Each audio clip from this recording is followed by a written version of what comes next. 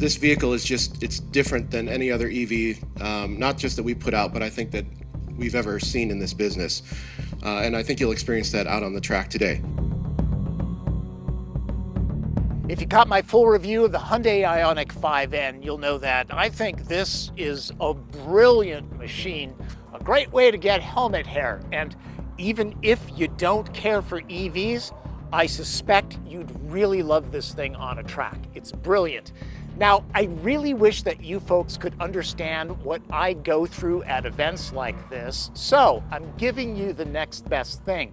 Pretty much the entire press conference where they go into deep detail on this vehicle. It really is a lot more than a stiffer suspension and more power. Check it out. Today our main focus will be how we bring electrification to high-performance cars. It is not only to go electric, but it's also, and this is our aim and objective, to set the new standard of high performance in EV. It's a big claim, a high claim, but so far the response of media proves us right, that this car has a certain magic, a combination of features which makes you feel one with the road and not the car controlling you, but the other way around. It's based on the very acclaimed Ioniq 5, which has won many awards.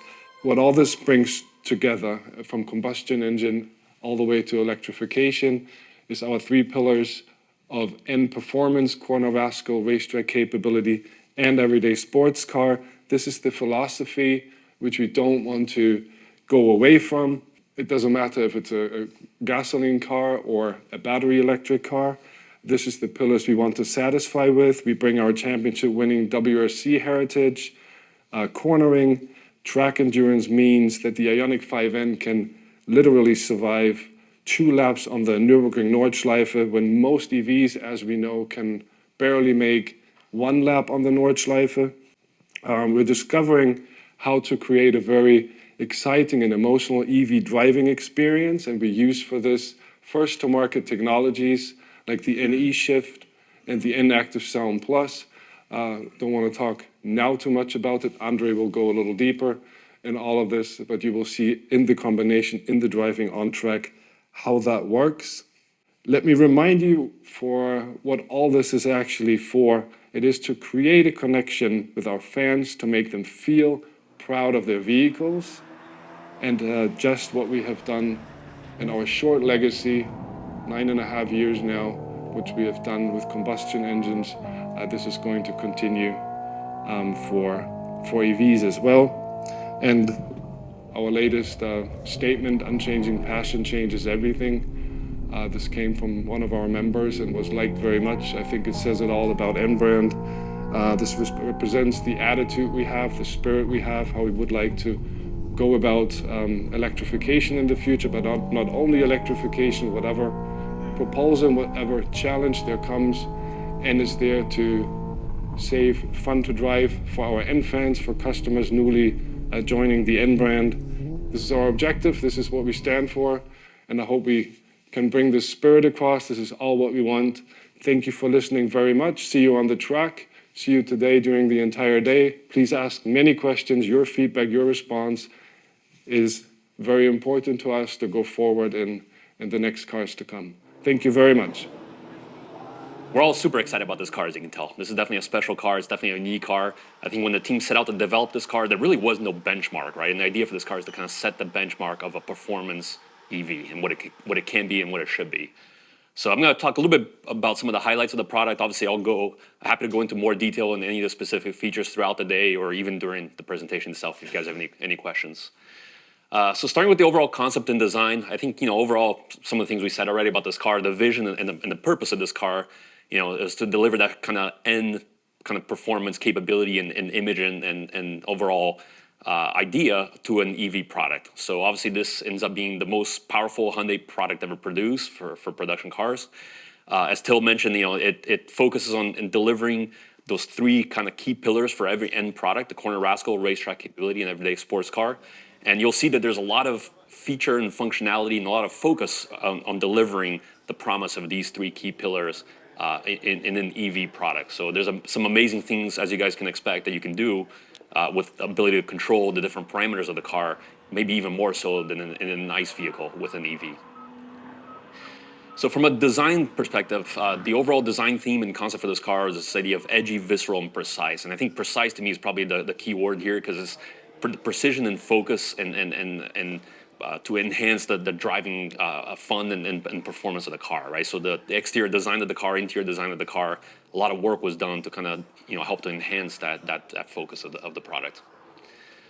From an exterior design perspective, you can see here on the right side a little bit of a comparison to the standard Ioniq 5. A lot of focus again on that track capability, right? So you can see it's a much more open front grille with active air curtains, active air flaps. A lot of focus on cooling, right? As you can expect on an EV, between batteries and motors, you definitely need to have a lot of good airflow throughout the car. So a lot of improvements made to the overall design of the car to be able to deliver there. One of the achievements that we were able to have is that ability to complete full 2 laps at the Nürburgring. So it's a lot of that is attributed to some of the design elements of the car. Small little details, obviously, some dark badges, aluminum end badges in the front and rear, actually. That orange strip surrounding the car. It's actually red, I think, with some of the other exterior colors, but some great kind of, obviously, motorsports-inspired details to the exterior design. From the side, the Ioniq 5N is actually about 2 inches wider than the standard Ioniq 5. A lot of that is actually on the wheel arches, which help to kind of allow us to fit those much bigger, much wider tires. It's a 21-inch forged wheel. It's 275 tires all around. Obviously much greater contact patch and more performance-focused tires, which we'll have our friends from Pirelli talk a little bit about later. On the rear, similar to the front, obviously a lot more focus on airflow on downforce. So obviously, a much bigger rear diffuser. We got some air outlets to help kind of cool some of the, obviously keep airflow through the wheels and cool the brakes, as well as obviously enhance the overall airflow underneath the car as well. Even things like changing the reflectors on the rear of the car, a little bit of that checkered flag, racing-inspired pattern. So you'll see that even on the interior of the car as well. Some small things, but I think kind of just enhance the overall aesthetic and feel of the product. The interior, relatively similar to the standard Ioniq 5, same layout from a screen perspective. Obviously, much more focus on some of the track capability and actual UX content of the car. 12.3-inch cluster as well, 12.3-inch center screen. But there's some really focused elements of the interior, again, to kind of enhance your driving, to enhance the experience on the track. So things like, for example, the center console, that if you've driven the Ioniq 5, obviously the idea for that car is to kind of enhance that feeling of openness and space, right? It's a really great car with a really long wheelbase, so that openness of having that open center console just kind of helps to deliver that even more. But on the 5N, we added actually a fixed center console with a lot of padding on the your knee area, which definitely helps on the track. Like for me, for example, actually for the past couple of days, I even have Band-Aids on both my knees because you get bounced around a little bit on the track. So something like a center console with padding, it's keep you from moving around a little bit when you're driving in a more fun way. And then obviously we definitely have an exclusive N steering wheel, which you'll see on the track, and we'll have some of the modes pre-configured, but it has a lot of customization capability, right? So you have your drive mode button on top left. You have your grin boost button on the top right, but the 2 N buttons on the bottom, you can see here on the bottom of the steering wheel, these are actually customizable to either you can choose you can, for example, have the standard N mode that kind of has kind of an overall kind of global setting for performance, or there's 2 custom N modes that you can configure in the multimedia system of the car. Or you can set, for example, one of the buttons to directly go into NE shift, so which I think that's how the cars at the track will be. So there's many things you can choose to kind of have those 2 buttons do for you related to performance. The seats are highly important. These are very good upper and lower holding bucket seats. They actually sit. I'll mention that on the later slide. They actually sit lower on the car than the standard Ioniq 5. So again, helps with that kind of feeling of being closer to the road, closer to the center of gravity of the car, and some better handling feel and performance.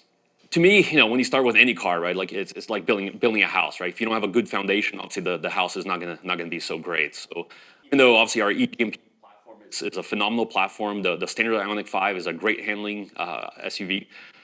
We wanted to continue to enhance that for the Ioniq 5N, right? So you can see here there was a lot of work done to enhance the torsional rigidity of the car. So a lot more welding points, much more greater use of structural adhesives. There's actually some steel members in the inner rear wheel well to kind of help add a little bit even more rigidity to the back of the car. So there's actually a significant amount of work just to kind of, like I said, to help ensure that this car does handle proper when you're driving in a fun manner. The car, as I mentioned earlier, it's wider than the standard Ioniq 5. It's actually a little bit longer than the regular Ioniq 5. Obviously, some of that is that splitter in the front and the diffuser in the rear. It actually sits quite a lot lower. So you can see here, it sits about a ½ inch or so lower to the ground on the front. Even the battery, kind of the middle kind of height of the car, is a little bit lower to the ground than the standard Ioniq 5. And as I mentioned earlier, the seating position is quite low. So it's about an inch lower at the lowest setting than the standard model. So all of that kind of just helps bring, obviously your overall feel and center of gravity a little bit lower. From a mechanical standpoint, almost every aspect of this car was obviously worked on and improved for the end. First is, that kind of back to that, connection to racing, right, to rally. The integrated drive axle, the idea behind this is obviously minimization of parts and complexity and adding rigidity and stiffness to the axles and to the endpoints, to the wheels. So just minimizing complexity, lessening weight, adding rigidity, again, to overall, improve the dynamic feel of the car. Same with the steering. It's a similar layout and similar capability as the standard Ioniq 5, but with stiffer components, right, with quicker steering ratio. So again, to focus on that driving element of the car. Tires, I'm not going to mention too much. I'll wait for our friend Bryce from Pirelli to talk a little bit more about that. But again, a lot of focus on delivering the best performing tire for this type of product. Suspension, again, we can talk a little bit more throughout the day if you guys would like. But one of the things I want to mention in this car is that it's quite unusual for a product like this to literally, even though the layout is the same as the standard Ioniq 5, every single component was changed for the 5N. So there's a lot of work to kind of improve the strength, improve the rigidity, improve the complexity, and improve the overall handling capability of the suspension layout of this product. Some of these items I mentioned already, obviously, again, back to aero, focus on cooling, focus on the downforce, active air flaps in the front, a bigger diffuser in the rear to kind of channel that air throughout the car. The much larger rear spoiler, as well as a lot of ground or underneath coverings for the car as well, to make sure that we kind of keep airflow nice and clean underneath the car as well. From a powertrain perspective, Till mentioned this already. The Cup car basically shares the same PE with this car, so it's the same 84 kilowatt battery. It's a little bit larger battery than the Ioniq 5, but because of the higher density of the battery, we're able to maintain that 18-minute charge time, so 10 to 80% in 18 minutes. The dual motors, obviously in all conditions, or most conditions, will put out about 601 horsepower. But if you use that end grin boost button, you get that extra 40 horsepower for 10 seconds. And you can actually, use it for 10 seconds. You get a 10-second break, and you can use it again all the way down to when you wear the battery down. So it's quite a lot of fun, quite a lot of power. One of the sessions you'll have at the track, you'll get a chance to play around with the grin boost, and there's not too many areas in Laguna you can fully use it, but it's definitely on the I would suggest even up the hill is actually kind of fun to use it. From a charging perspective, I mentioned this actually a second ago. Obviously, the fast charging I think it's a key element of all of our HMG products from all three brands actually is that fast charging 800 volt infrastructure. As Till mentioned, if you're on the track, that allows you to do the capability, right, to be able to go out and have fun for 20 minutes, charge for 20, and go back out again. So it keeps you, able to do it quite often. But again, cooling, as I mentioned earlier, is obviously a massive focus of this car and the goal of this car, to be able to deliver that consistent performance, to be able to deliver longevity on the track. So a lot of work was done, you can see here on the graphic on the right, compared to the standard Ioniq 5, on improving the cooling characteristics, much larger surface of cooling, two separate distinct channels for cooling motors versus cooling batteries, so you can actually essentially optimize your cooling strategy and temperatures for the motor and battery separate from one another. Again, that all kind of goes back to trying to maintain level of performance, maintain battery longevity on the track. So, Till mentioned the three key pillars, obviously, of all of our end products, right? Corner rascal, racetrack capability, and everyday sports car. This car obviously has a lot of that, right? And as you'll see in the car, there's a lot of customization capability that you can have in each of these different pillars. For example, in the corner rascal side of things, you can there's an end torque distribution function that allows you to, if you want to have the car feel a little bit more playful, send majority of the torque to the rear. Yes, in some conditions, to be able to get that full power out of the car, some of the power, even in the 100% rear, will go to the front. But in cornering and other elements of the driving, a lot of that power will go to the rear, and it does feel like you're driving a very rear-wheel drive bias and focused car. End pedal is kind of an interesting one. The focus of that is to allow for quick weight transfer and tuck in. So what it does is it actually has a really significant level of G-force deceleration when you're in the highest level of this. So when you go off throttle, the regen kind of like shifts all the way to the car and allows you to turn into corners much more dynamically. And drift optimizer, I think we'll see a demo of that today, is again that idea of not only allowing customers to relatively easily get into a drift, but maintain that drift once they're in it. So using yaw steering position, yaw sensors, all kinds of different elements of the car to, once you're in that kind of drifting scenario, to stay in help maintain it. Right level of wheel spin, so they're not overspinning and then end up spinning out on the drift. So a lot of focus and development on keeping those fun aspects of the car. Everyday sports car, to me, I mean, there's a lot of things I love about this car, but these are two of my most, by far, favorite features. The NE shift is something that, it will surprise, hopefully will surprise a lot of you, as it surprised, I think, many of us that have driven this car. The amount of work that was done to ensure that the shifting feels extremely natural. Every single individual gear has a different kind of a torque map to it, so kind of simulating that kind of like increase and buildup in torque, the kind of plateau, and you can literally bounce off of a virtual red line essentially. But the shifts, the feeling of shifts in between each shift, especially if you're under wide open throttle, that kind of punch in the back, it's pretty phenomenal. Okay, so here's the thing. There's the sound, but you actually feel the shift. It's an actual physical thing.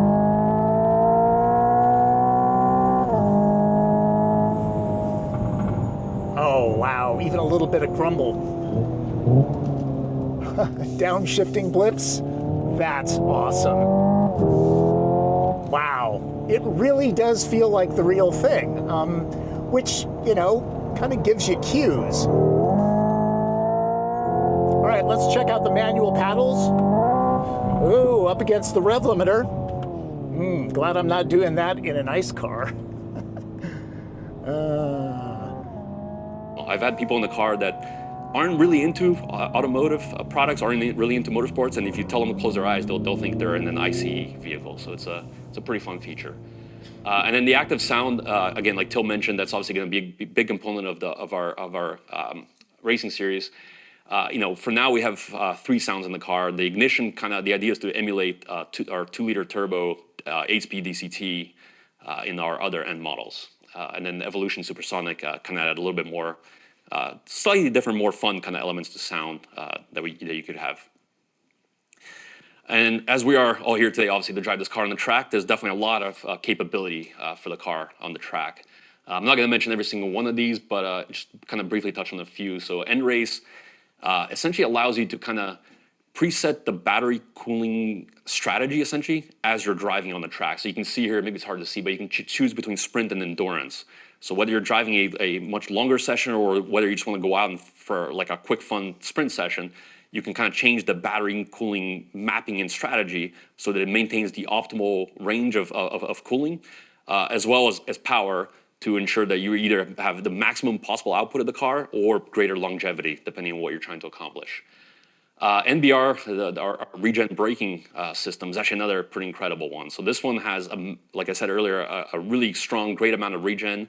The focus on this is to actually, it actually allows us to minimize the use of mechanical brakes. The different kind of way of thinking of regen, right? It's less about efficiency and less about recuperating energy, but more about having a dynamic feel and dynamic control of the braking, while at the same time minimizing the mechanical wear on the car.